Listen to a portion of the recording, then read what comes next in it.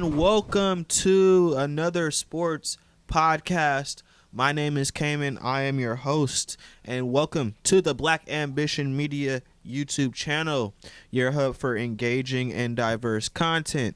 From The Rising, where we dive into black culture and politics, to everyday hip-hop with music reviews and hip-hop debates, and another sports podcast. For the latest sports news, we've got something for everyone. Subscribe now and stay informed, inspired, and entertained.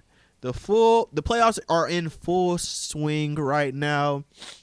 We've seen a different level of basketball that we've seen in the regular season. Of course, the anticipation, of course, what the playoffs brings is another level of intensity. But I feel like I haven't seen this level of intensity and physicality in the playoffs in years. And that's been something that I've really, really enjoyed just as a basketball fan, to see that physicality, to see people and to see players put everything on the line, dive on the floor, get in that person's jersey, and really lock up and defend. This is what we be talking about in the regular season. I understand you can't do this throughout an 82-game stretch at that level, but let's see some effort in the regular season that I'm seeing in these playoff games, and I'm loving what I'm seeing. I'm going to start right now. You know, it's not a good day, you know. Lonely night. The Los Angeles Lakers lost to the Minnesota Timberwolves 116-113 today, Sunday, and are now Valiant effort. Now down 3-1 against the Minnesota Timberwolves. Looking terrible. Yeah, so this series started with the Minnesota win. Their role players really shot the three ball well in what we used to call Staples Center, and Minnesota won.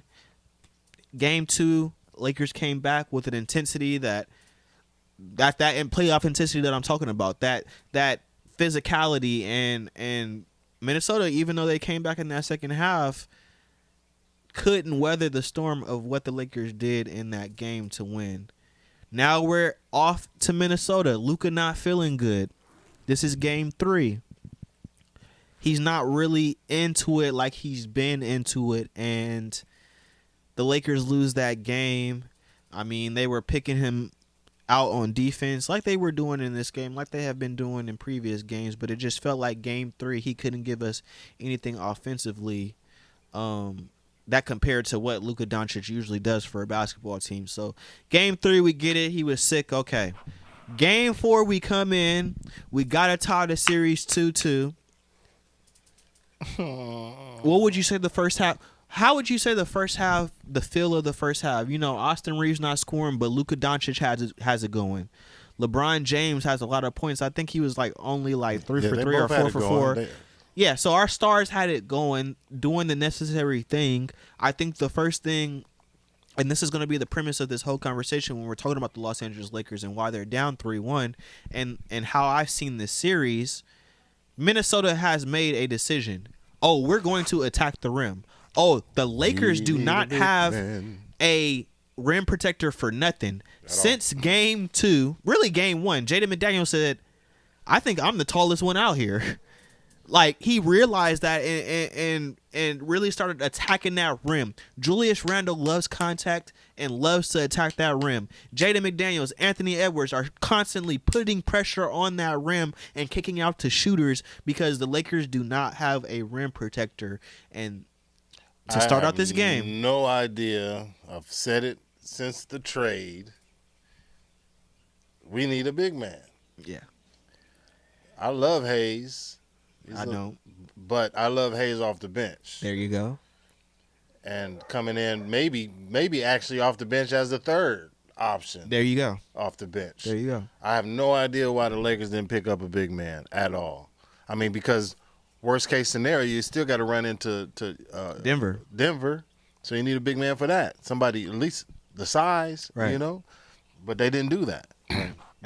They tried to. It didn't work out, but they didn't go in after nothing else. Right. The Lakers are down. The Lakers are down. Let's be very clear.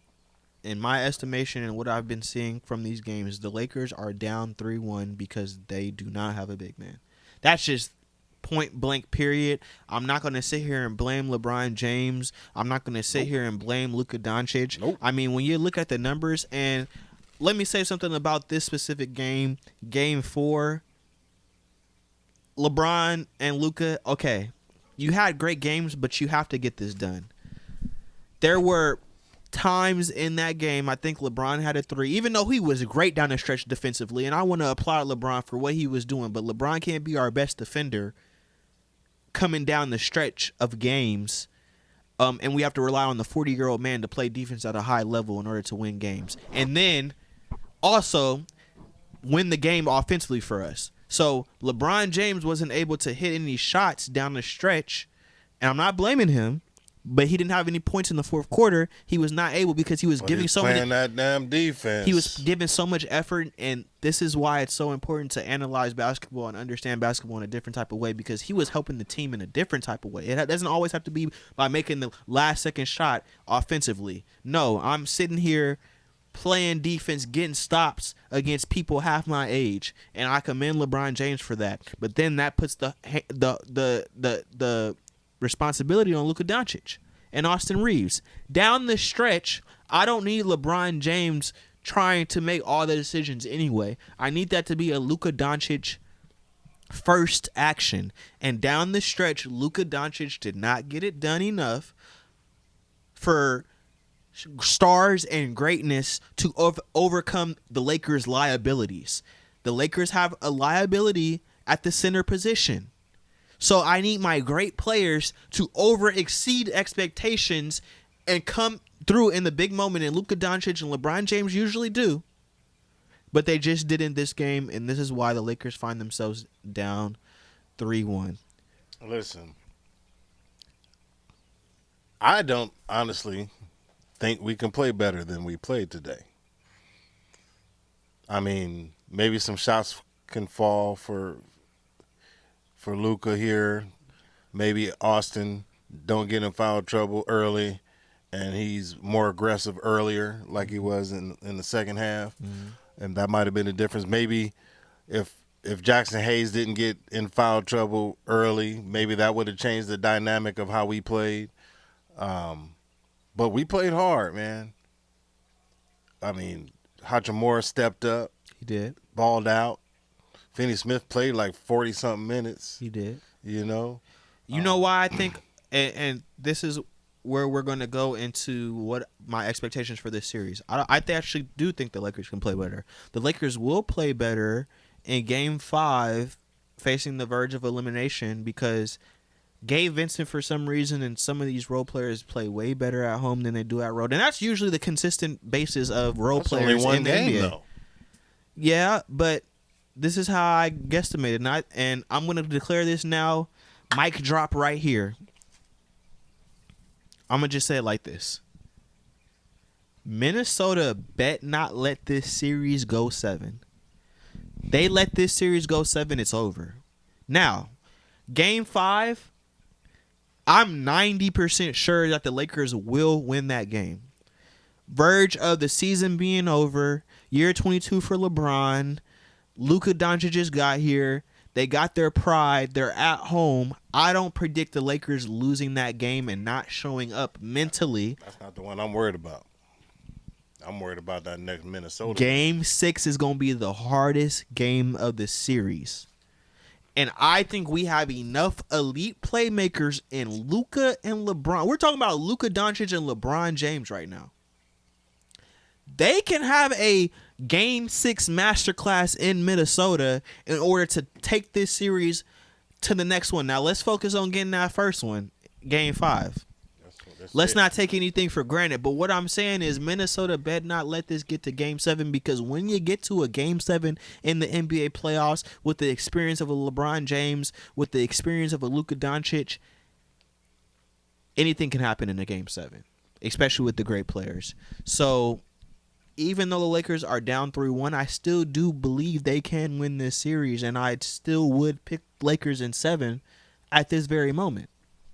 Now, I want to commend the Minnesota Timberwolves for playing hard, for being physical. Naz Reid is out there when Rudy Gobert is unplayable because, I mean, he's getting cooked at every moment's notice. Naz Reid is out there and he's actually moving on defense. Like, you have to commend them for what they're doing. You can't leave them open at all. Yeah. So there's somebody getting those stops on Luka Doncic. There's somebody getting those stops on Austin Reeves and LeBron James and making them work for every bucket. And Naz Reid and how he's switching onto these pick and rolls, I have to commend the Minnesota Timberwolves. They did the same thing against Denver. Team defense at a high level, and I know it was a emphasis from that coaching staff to freaking, by any means, go in that paint, drive that ball, and get downhill, because the Lakers have nothing to stop you after that. They have a 40-year-old man back there trying to stop you at the rim. It's not going to work. So we just need our great players to overcome the deficiencies that, you know, we see, and I'm still picking Lakers in 7. How confident are you that the Los Angeles Lakers can come back from a 3-1 deficit in the first round, you know, to at least make this series interesting? Or do you think it's over Game 5? We got the people to do it. Mm-hmm.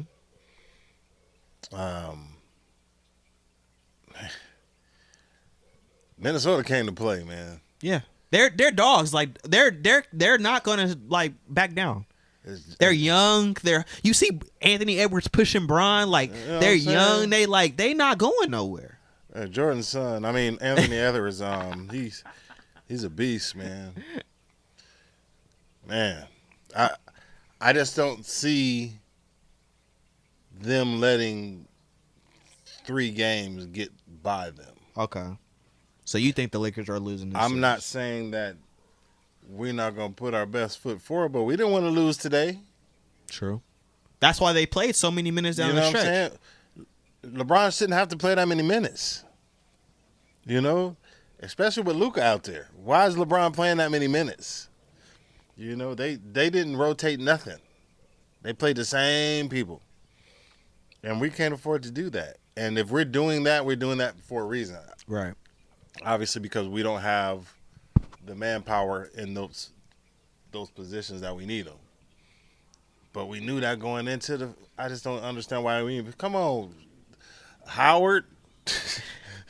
There's no way possible you couldn't have told me that he couldn't have helped. Well, let me say this. This goes into decision-making by Rob Pelinka, who just signed an extension and got a new higher position within the Lakers organization as actually president of basketball operations. They left that seat open after Magic Johnson left, and he was vice president of basketball operations, was in discussions with Jeannie Buss after every decision, the Lakers brass. So Rob got a promotion, extra money, and an extension. Now, you're going to get credit for getting Luka Doncic when you really shouldn't get any credit for getting Luka Doncic.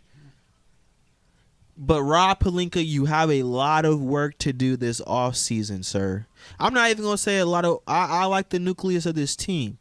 But You just need a big man, period. You just need a big man. You just need two legitimate defending big men. That's it, honestly. And you're good. Lob threats, somebody who's... And you're good. So... You don't really have a lot of work to do, but you need to get it done, because how long are we going to get LeBron James at this level? He still has the high IQ to play this game at a high level, but Father Time... It's not even the ability that I'm worried about. Mm-hmm. It's the wanting. True. That might True. Disappear first. There you go. I don't want to go to practice no more. I don't even think I want to do this no more. Are we not gonna ever win? Oh, okay, yeah. What am I playing for? Right, you know. Right. So, I got Lakers in 7. Hey, Lakers in 7. Maybe I'm a little crazy, but you know, we'll see. Have you been watching the Los Angeles Clippers versus the Denver Nuggets series? I have to say, absolutely. This is probably the best basketball that's taking place in the first round of these playoffs. Masterful master classes by Kawhi Leonard.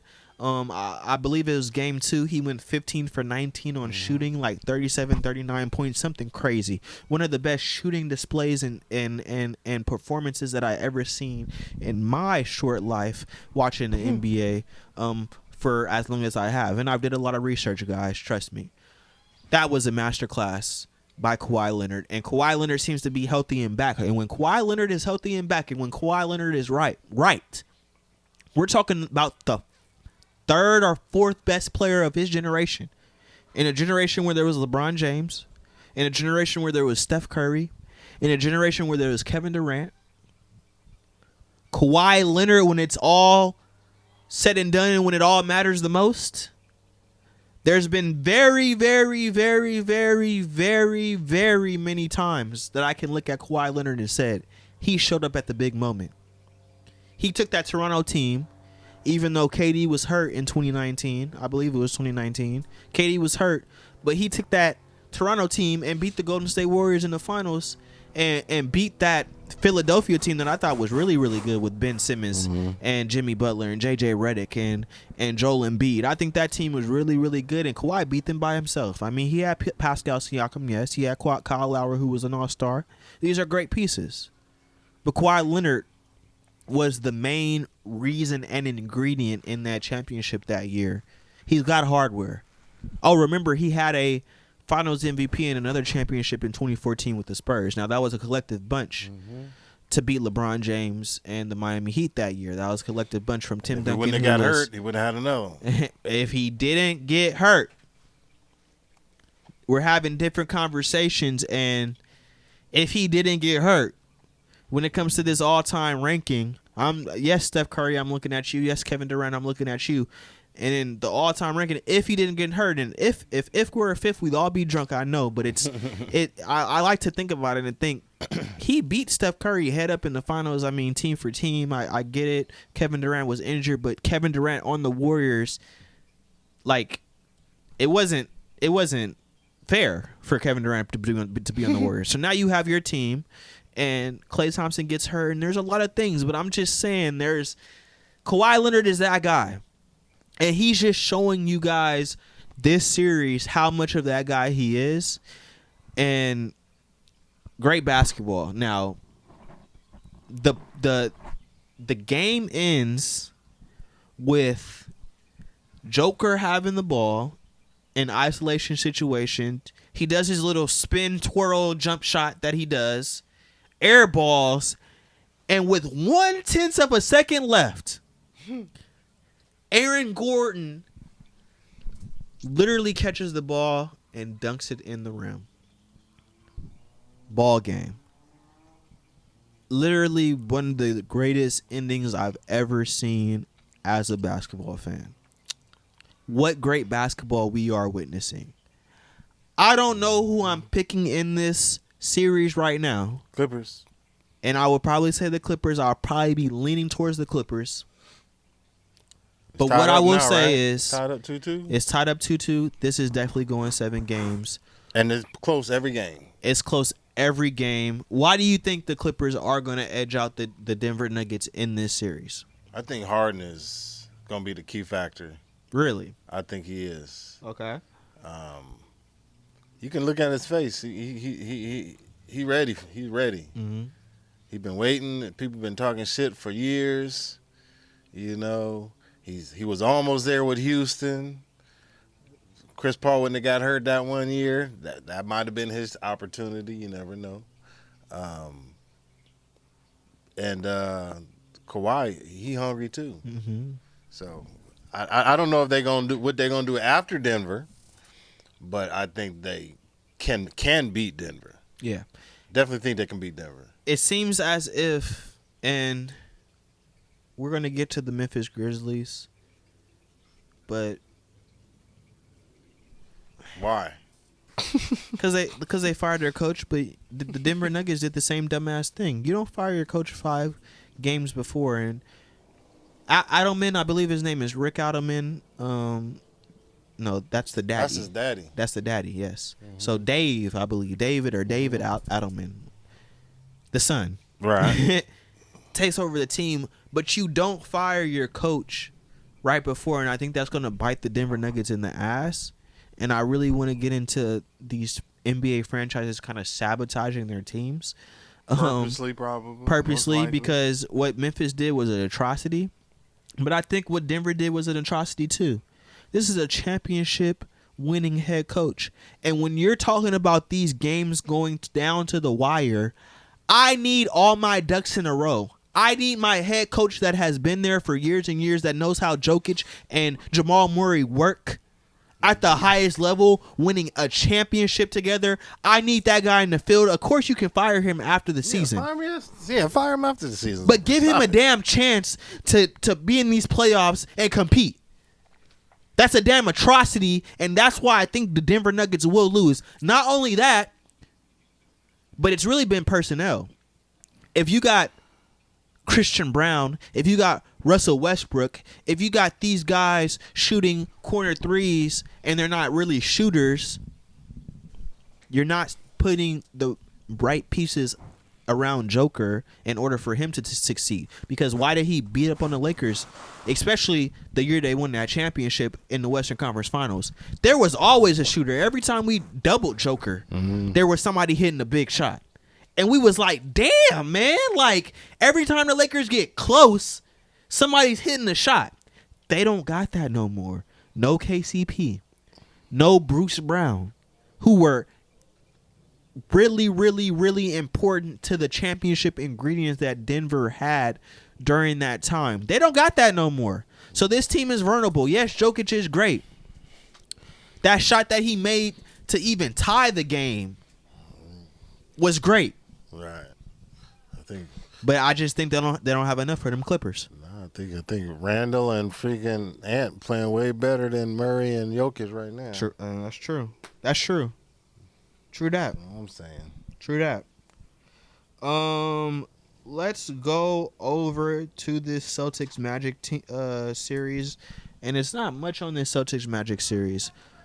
I'm gonna just say this: Franz Wagner, however you say his name, Paolo Banchero, they ain't chump, and it's been great to watch. The Celtics just beat them 107-98 right now. I believe Jason Tatum had 37 points. Jaylen Brown, 6 for 16, 21 points. Kristaps Porzingis, 19 points. Derek White, 18 points. Orlando just doesn't have enough. Orlando just doesn't have the right role players around Paolo and France right now to compete with the Boston Celtics. I mean, it's been a very valiant and great effort that we've seen from the Orlando Magic. These games have been close, especially really recently, but you just don't got enough. So it's the same with Cavs Heat series, sweep. It's the same with Thunder Grizzly series, sweep. It's the same with this series, even though it's not a sweep, because we've seen Boston let off the gas, and I still don't like their offense. But when I look at it, I think Boston probably has the likelihood of repeating. When I look at the landscape of these playoffs, I don't know who's beating them full strength. They just have too much around their team. With Peyton Pritchard playing at a high level, he's playing at an even higher level than he was playing last year. So they have a better bench. Nobody got no belief in Cleveland. Nobody believe in Cleveland. Nobody's been believing in Cleveland all year, even though they've been running through people. The whole year it's been Boston, Boston, Boston. I just don't understand why nobody's believing in Cleveland. Do you believe that? You literally don't think Cleveland has a chance to beat Boston? I think they have a chance, but when I say who's the most likely to win the championship, I'm not picking Cleveland. I'm not picking Cleveland in a 7-game series against Boston just right now. They have to show me more. Now, let me see how this bracket turns out in the East, so I see exactly who's playing who after these are over. They did sweep. They swept the Heat. They swept the Miami Heat. Let's look at this playoff bracket. Ain't nobody else swept nobody. The Thunder. Oh, that don't count. The Thunder. Well, we saying it's a sweep, but Cleveland plays them tomorrow. I'm calling it a sweep. But you got to give Miami a chance for one more game. But after the Cavs and Heat series, they play the winner of Bucks Pacers. Indiana, yeah. And I think that Cleveland has a better team than the Bucks and the Pacers. I agree. So if we get past the first round, we get past the second round. But if the Bucks miraculously, which it doesn't look like they will, but if the Bucks miraculously get out of this series, I think it's a harder out if you got to play Giannis and beat him 4 times in a row. Just Giannis just by himself is just ridiculous. I don't think the Bucks are going to beat Indiana. True. So I don't think that Cleveland got to worry about Giannis. True. And as we speak, they're down 12 in the second quarter against the Pacers. You know, they're going to be in the same predicament as the Lakers. Who gonna do it? Who getting kicked out the first round first? Oh my God. Giannis or LeBron?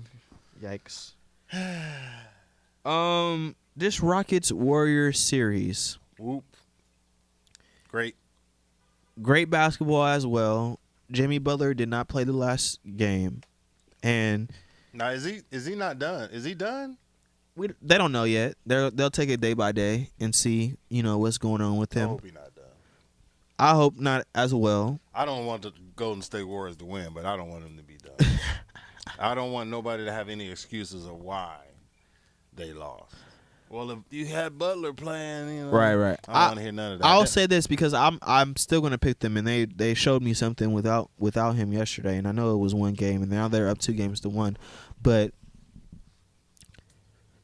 nobody should. This is my storyline from this series. Nobody should be saying anything about the Rockets this offseason. They got the number 2 seed for the first time. They're in the playoffs. They were not in the playoffs last year. They were building on momentum last year. They had a really, really, really good run down the stretch. Built upon that, Ime Udoka and the culture that he built upon that, and they became the number 2 seed this year in the playoffs and just faced a team with 4 NBA championships in the last 10 years. You know what I'm saying? Like, it's sometimes you just run into that team with more playoff experience than you. Sometimes you just run into that guy.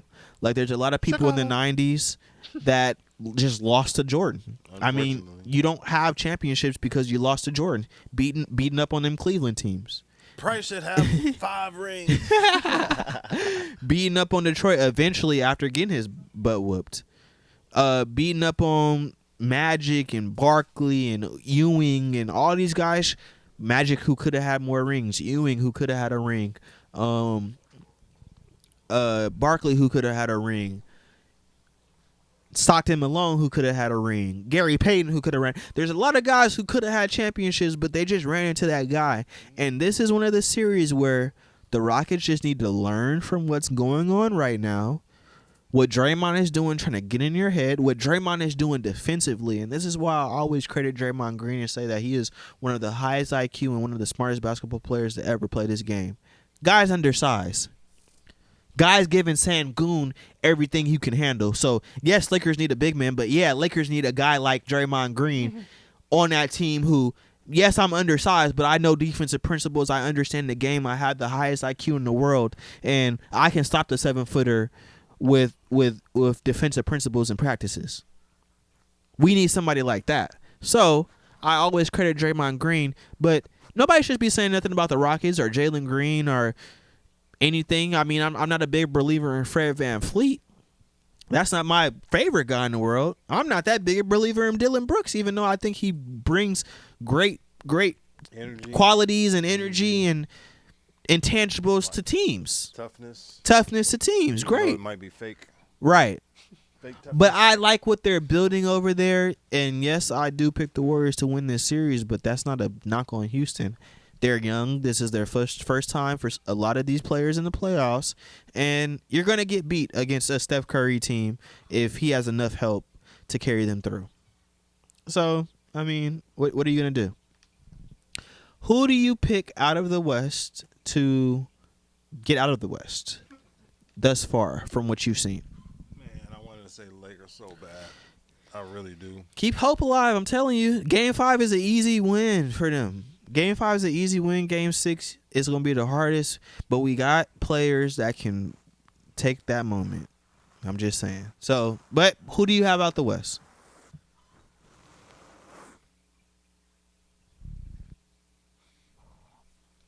I think it's going to be between the Lakers and Minnesota. So wow. If whoever gets out this series. Whoever gets off this series, I think, because Minnesota's tough. And if the Lakers can beat Minnesota, I think we can handle everybody else. And I think if Minnesota beats Luka and LeBron, that's going to give them so much. Oh my God, he gonna be the confidence, man, to run through everybody else, man. So I think it's going to be up to who wins this series right here. Okay. Even though I like the Clippers, I like Houston. What about the Thunder? I'm just not a believer, man. I think they just need more experience as well. I'm not a believer. I like the Thunder. I like everything about the Thunder. I just don't.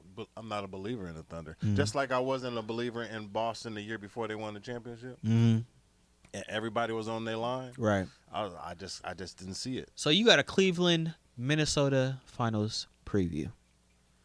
I mean, I have a Cleveland Lakers finals preview, man. I see it in my head. It's gonna be LeBron Xavier like that's James not looking too good. Going back home one more time for a 7-game series. Right. Game 7 at it's not I'm about to say Gun Arena, but it's what is it? At Quicken Loans. Quicken Loans Arena. Game 7 against LeBron. Man, how hype would that be? No, that'd be great. Incredible. That would be freaking awesome. Great and incredible. Wishful thinking, probably. If right. we can't get past. But if we get past Minnesota, if LeBron can turn back the hands to 2016, we'll see what happens. We'll see what happens. And one last topic before I get out of here.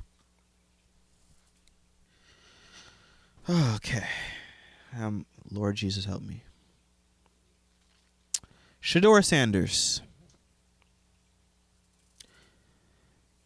The Colorado quarterback, coached by his father, Deion Sanders, thrown to the likes of Jimmy Horn, who I believe was drafted in the 6th or 7th round, and the number 2 pick, the Jacksonville Jaguars, who traded up to acquire the number 2 pick in order to draft the phenom Travis Hunter, who plays both sides of the football. The quarterback in Colorado, who started out at an HBCU, Jackson State, and his dad, who took the job at Colorado a couple years later and turned a Colorado program around from the ground up. Shedeur, Travis, and Deion, who turned college football around. I'm not going to say around like people weren't, watching college football before, like it wasn't popular, but what they did at Colorado, even the first year when they weren't winning, but when they started winning, the hype around that name, the attention and eyeballs they brought to college football, the box officeness of not only Deion Sanders, who we know is primetime. We know what he does on the field. We know how he gets down. But as a coach now, his son, who seemed to have the same moxie, who seemed to have the same personality, aura, swag as his father. They don't like that. Why don't they like that? Why don't they like the outspoken black man? Why don't they like the confident black man? Xavier, I know you got something to say about that. I mean, what's understood don't need to be said. I don't know why y'all acting brand new. They don't like the brashness of it, the bling. I'm going to show off my watch. I'm going to show off my chains. I got this car. They don't like it because it makes them money. Oh, right. You know what I'm saying? Right. Shedeur didn't want to throw at the combine and didn't want to do this. "Quote unquote," tanked his meetings with these teams, is what is being said. Cam Ward, number 1 pick, which if you say that he is better than Shedeur, which I wouldn't, I'm not going to say he's better than Shedeur. But if you want to say that, I totally agree with you with taking him the number 1 pick. And I'm not the best football guy and analyst, but I know what I see. I know that sports is about moments. I saw Lamar Jackson in the playoffs. Y'all telling me that Lamar Jackson's legacy doesn't change if Mark Andrews doesn't catch that football? Ladies and gentlemen, sports is about moments and opportunities. Who can seize that moment and opportunity? Shedeur got that cold-blooded mentality in him. What you say, Xavier? I think I'm a Browns fan now. Browns and the Bucks. Let's get it. Pause. I'm from Cleveland, so hey, I can always say I'm still a Dolphins fan, but I'm supporting my home team proudly. Right. Forget all the Dolphins. They'd rather have that headache than pick up Shedeur. So many teams could have picked him up. And that's my thing. I want him to just. I hope Cleveland win the whole Super Bowl this next. From what the NFL and these 32 teams did with Shedeur, it made me not want to be a football fan no more. And little old me, the NFL won't care. Niggas didn't boycott the NFL before. I'm just another nigga with a mic and a podcast talking. But let me tell y'all something. They've been playing with us for too long, and they've been playing with the black quarterback for too long. So what do you think was said? Somebody going to pick him up, but he not going early? Or don't nobody pick him up? I don't know. What do you think was said? I don't know what the... All I know is this. Colin Kaepernick got a settlement for a reason. Hello? Colin Kaepernick got a settlement because there was collusion within the NFL and there's owners about not bringing him back. There was collusion with the NFL's and the owners and Colin Kaepernick's name being mentioned through channels. Now, I don't know what those conversations were and how those conversations happened. But the same way that Colin Kaepernick's name were through those channels, the same way that Lamar Jackson's name, you're telling me that the Baltimore Ravens did not want to pay Lamar Jackson 2 years ago, and no other owner, no other team in the NFL tried to pick that man up, offered that man money, offered that man a contract. Lamar Jackson, after he won a MVP, no other team offered him shit. So the Baltimore Ravens played cat and mouse with that man. That's what they did. But there was something down those channels to say, don't touch that man. Don't touch that Negro right there. I want him, but I'm going to play games with him. So whatever collusion is going on and whatever conversations are being had, I don't know. I don't know what they're saying, but I do know that they are powerful enough that if they don't want something to happen, it won't. It ain't going to happen. And they definitely showed that man a message. That's the world we live in. Sports to me is a microcosm of society. Absolutely. We see a lot of the racial undertones, how things are ran, systems in sports that we see in society on a day-to-day basis. I mean, if we wrong, just somebody in the comments down below.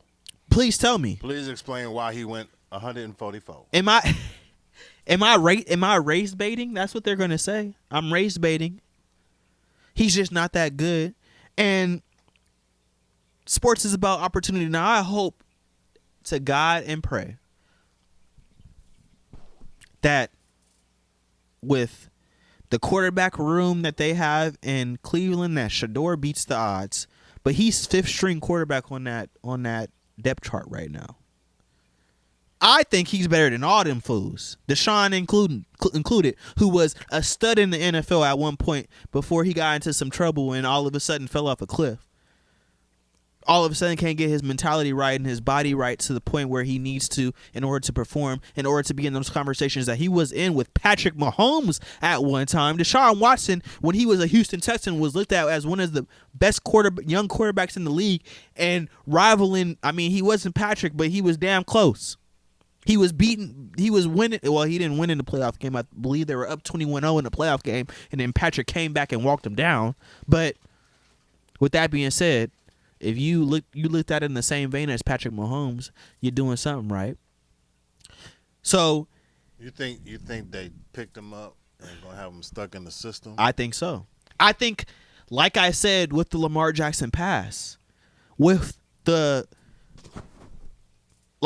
things that happened to Tom Brady, the Malcolm Butler interception on the 1-yard line with Tom Brady, moments are the things that define legacies. If these little things don't happen at critical moments of the game, we're looking at people differently, and careers are so fragile. You have to be in the good system in order for things to work out for you. Like, he has an uphill battle. I believe in him. I think he has that clutch gene. But as a damn Raiders fan, what am I supposed to look like when he can't be second string to Geno? Y'all think Geno gonna run the shit for the next 5 years when I have Patrick Mahomes, Justin Herbert, and Bo Nix on the Denver Broncos in my same damn division? And y'all think Geno gonna be the answer with Pete Carroll? Y'all can't pick up Shedeur Sanders. There's a lot of I didn't saw a lot of boo-boo quarterback play in the last couple years in the NFL. Let me tell you that. A lot of boo-boo quarterback play. And a guy that got ice in his vein. Travis Hunter and Shedeur were a reason that I turned my TV on a Saturday to watch college football. And y'all play games with him. Y'all play games with us all the time. And hey, what's going to happen? You got to go out there. Just like Bronny James, you're going to have to just a longer route. You got to go out there. You got to display your talent. And you got to show the naysayers and those doubters, often the ones that don't look like you, 10 years from now, they're going to act like they didn't say so. that you belong. 10 years from now, Be like, revisionist history. But I ain't going to let y'all forget. Shedeur Sanders drafted in the 5th round after he should have been a top 5 fucking pick in this year's draft. This is another sports podcast. My name is Cayman. Thank you guys for listening. Make sure you guys like and subscribe on the bottom. I will be back with more playoff breakdowns, updates. Y'all have a good day, night, evening, wherever y'all at, whatever y'all doing. I'll be back. Peace.